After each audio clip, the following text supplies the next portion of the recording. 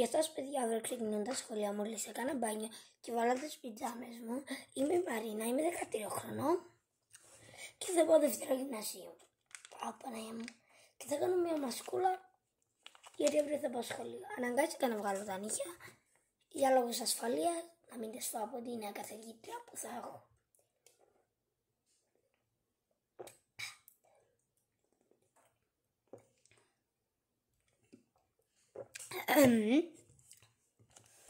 Και θα βάλω μια μασούλα.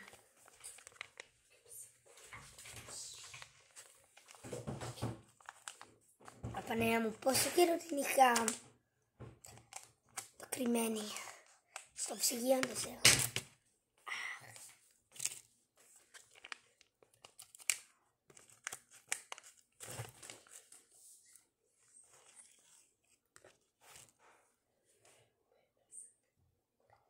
Και ναι.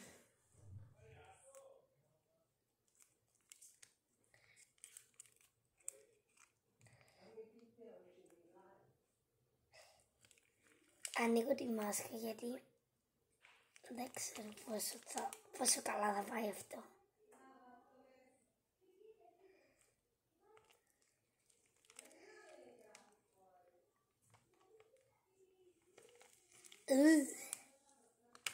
Oh my god, fuck. Είναι λίγο τρομακτικό. Πλάκα κάνω. Είναι λίγο τρομακτικό αυτό εδώ πέρα, το τρομακτικό. Θα έρθει πάνω.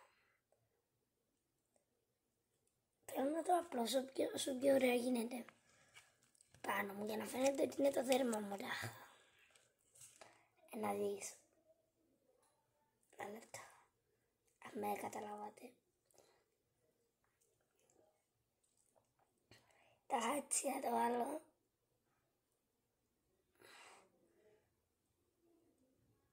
Oh my god.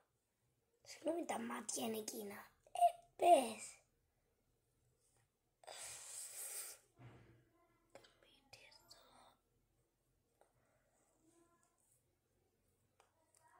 Έτσι να φαίνεται ότι είναι το δέρμα. Αύριο θα πάω σχολείο και θέλω έτσι για να αφυδατωθεί το δέρμα μου. Απλά να βάλω μια μασκούλα. Αυτό εννοώ να ενωθεί. Το χάνω γίνει ένα με το δέρμα μου. Ευτυχώς έχω μια μαντιγιά εδώ. Τυχαία.